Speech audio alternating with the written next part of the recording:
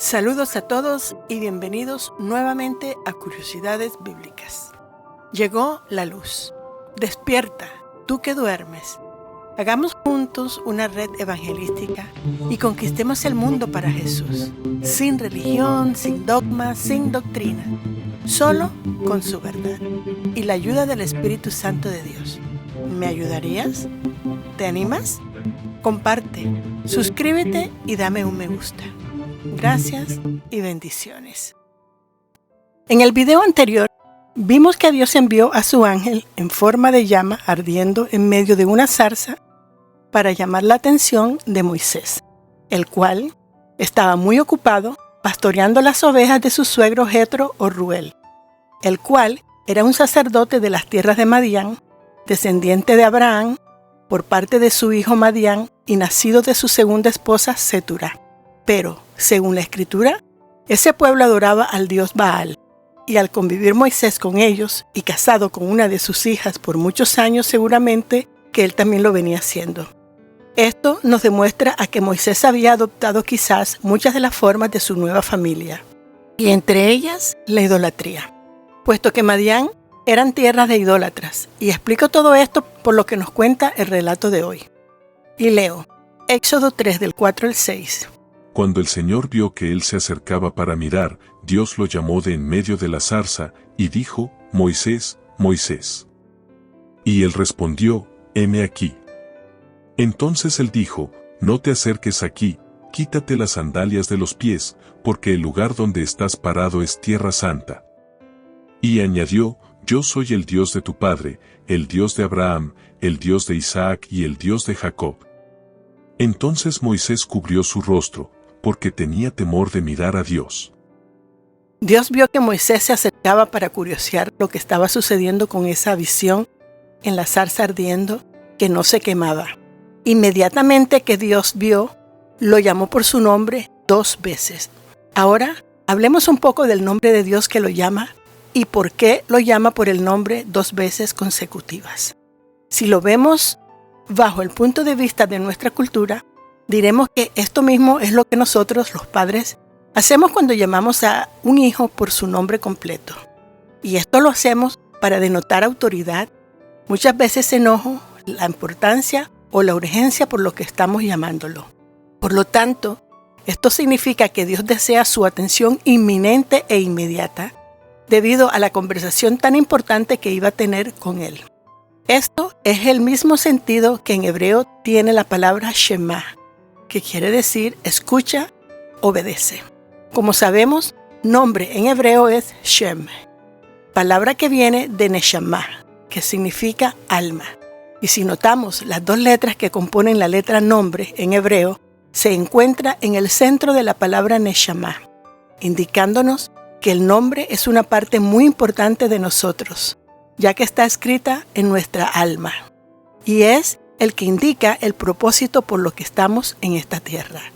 Y Dios mismo tiene varios nombres, y cada uno de sus nombres nos habla de quién es Dios. Por ejemplo, en este texto, el nombre usado para Dios es Yahweh, nombre que los hebreos lo llaman el Dios de las 4 letras o tetragramatón, y se le adjudica el título de Señor o Adonai. Y está compuesto por 4 letras que son Yud, Hei, Vav, Hei, cuyos significados son: la letra Yud simboliza que su mano está siempre abierta y extendida hacia nosotros para darnos misericordia y bondad. Un ejemplo lo puedes leer en Jonás 4:2. La letra Hei, que está 2 veces en su nombre, una va después de la letra Yud y la otra es la última en su nombre. Esta letra nos indica que Él observa y conoce nuestra condición, porque está conectada con la palabra conocimiento o da'at en hebreo. Leer Salmos 28, 6 al 8. Y Vav, que es la tercera letra, que significa clavos o gancho, simbolizando el lugar donde Él engancha nuestros pecados o dolencias, que es en la roca, Jesús. De manera que este nombre nos demuestra que Él observa con atención al ser humano y extiende su mano de misericordia y de bondad para enviar salvación. Y en la Escritura hay varios llamados de este tipo. En el Antiguo Testamento podemos ver varios llamados. Los encontramos en Génesis 1:4, Vemos que Dios llama a Abraham para seguirlo, porque él sería llamado el padre de muchas naciones y el padre de la fe. Pero para esto era necesario probar su fe primero. Y cuando pasó la prueba, fue cuando lo llamó 2 veces por su nombre. Y esto lo pueden encontrar en Génesis 22, 13 al 18. La segunda aparición está en Génesis 46, 2, donde Dios le dijo a Jacob que no temiera, que descendiera a Egipto, que le prometía que si él lo hacía, él iba a ver a su hijo José, aquel que él creía muerto, y haría de ellos una gran nación. Y José le daría sepultura. Cuando estamos sin esperanza, Dios nos levanta. Y así fue con Jacob. La otra aparición está en 1 Samuel 3, del 10 al 20 que leo. Entonces vino el Señor y se detuvo, y llamó como en las otras ocasiones, Samuel, Samuel. Y Samuel respondió, habla, que tu siervo escucha. Lo llamó para que confirmara al sacerdote Elí que por su falta de liderazgo y obediencia traería juicio sobre él y toda su casa. Y así fue. Dios también le habló al faraón a través de 2 sueños, porque él iba a ser el vaso que Dios utilizaría para bendecir a José y a Israel, a pesar de ser el enemigo de su pueblo. Génesis 41, 32. Y en cuanto a la repetición del sueño a Faraón 2 veces, quiere decir que el asunto está determinado por Dios y Dios lo hará pronto. Y en el Nuevo Testamento, Jesús hace 4 llamados, pero son un poco diferentes. No son llamados al servicio, sino a la santidad. El primero es a Marta, en Lucas 10:40, donde le advierte acerca de sus prioridades. Respondiendo el Señor, le dijo, Marta, Marta, tú estás preocupada y molesta por tantas cosas. Tenemos que tener mucho cuidado con nuestras prioridades. En Lucas 22:31, cuando le advierte a Pedro que él iba a ser zarandeado por causa de su soberbia. Simón, Simón, mira que Satanás os ha reclamado para zarandearos como a trigo, pero yo he rogado por ti para que tu fe no falle, y tú, una vez que hayas regresado, fortalece a tus hermanos. El sentirse sobrado, el que se creía que conocía a Dios más que todos sus hermanos, y nos demuestra que, a pesar de todo, Jesús iba a interceder a favor de él, y así él lo hace con nosotros. Y en Hechos 12:6, cuando Jesús llama a Saulo o Pablo de Tarso, que lo llama a dejar su religiosidad. Y por último, Jesús hace un llamado al arrepentimiento, a Jerusalén. Mateo 23:37. Jerusalén, Jerusalén, que matas a los profetas y apedreas a los mensajeros que Dios te envía. ¿Cuántas veces quise juntar a tus hijos, como la gallina junta sus pollitos bajo las alas, pero no quisiste? Ya que por causa de no querer recibirlo, él iba a sufrir la muerte y la muerte en cruz. Y ahora, en este episodio, vemos cómo Yahweh va a enviar a Moisés para salvar a su pueblo de la esclavitud, porque él oyó sus quejidos y observó su situación. Yahweh es el que envía. Isaías 61:1-3. El Espíritu del Señor Dios está sobre mí, porque me ha ungido el Señor para traer buenas nuevas a los afligidos, me ha enviado para vendar a los quebrantados de corazón, para proclamar libertad a los cautivos y liberación a los prisioneros. Porque él quiere que todos conozcan su nombre, y Egipto no conocía a Yahweh.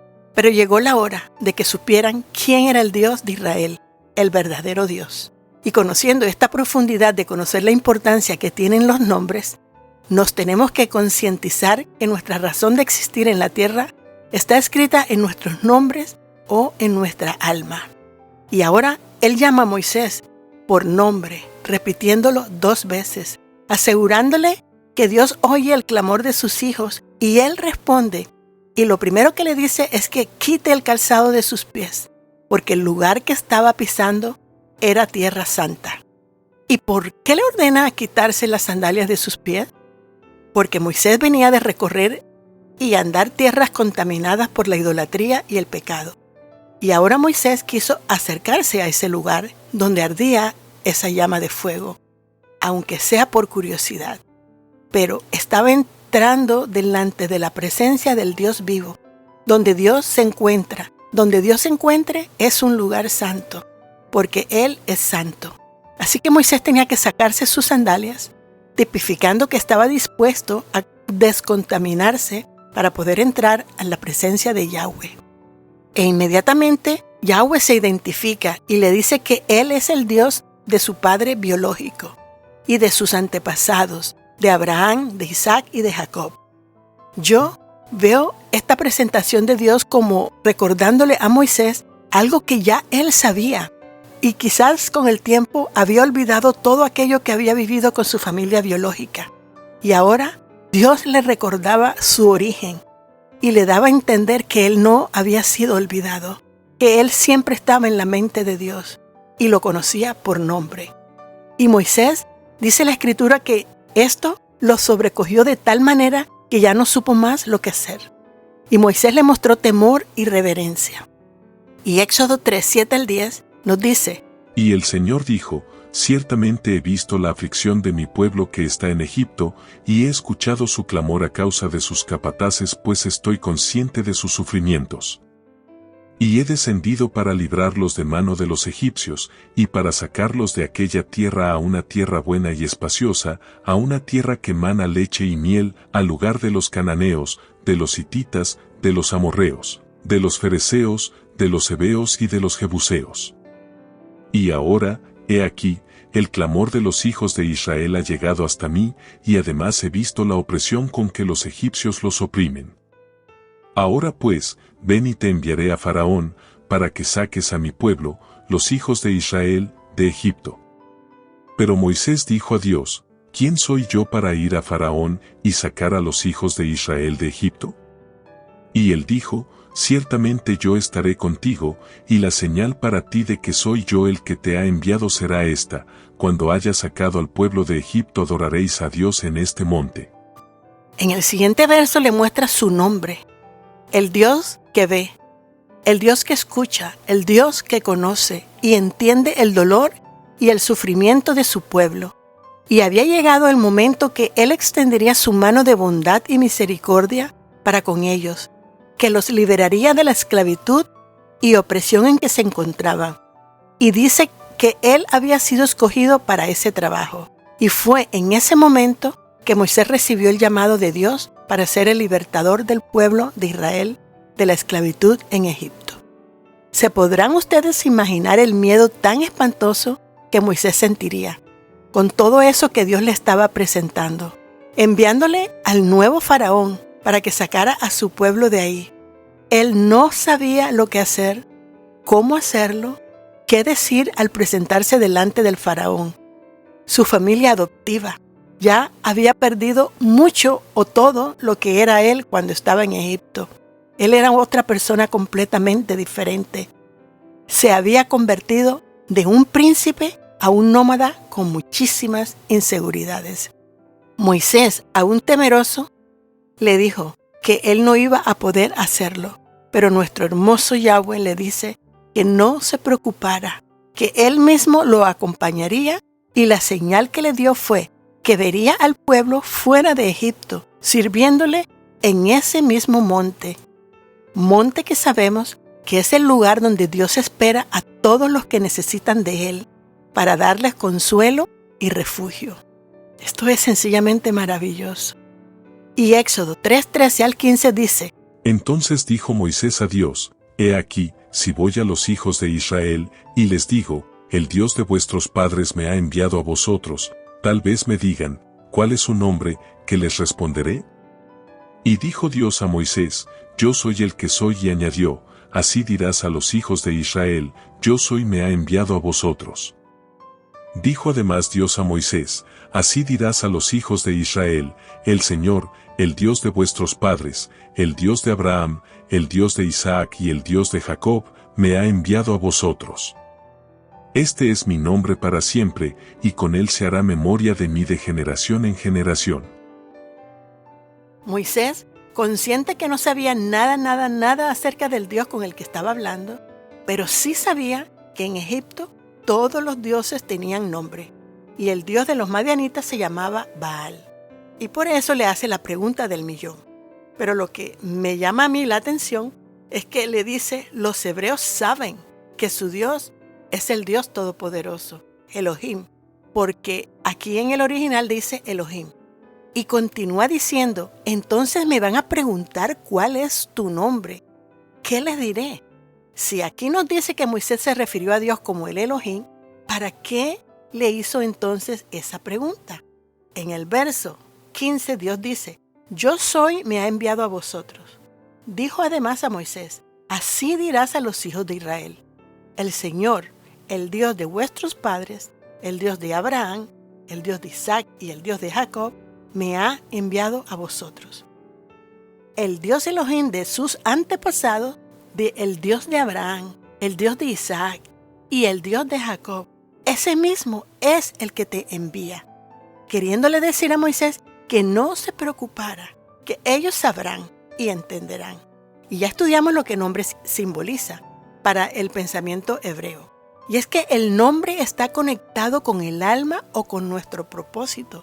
De manera que el yo soy, el que todo lo genera, asimismo será conocido o recordado por todas las generaciones, como el Dios que hace todas las cosas. Y ese es el Dios que nosotros conocemos hoy día. De manera que cuando alguien te diga, el yo soy me envió, debes entender inmediatamente que quien lo envía es Yahweh.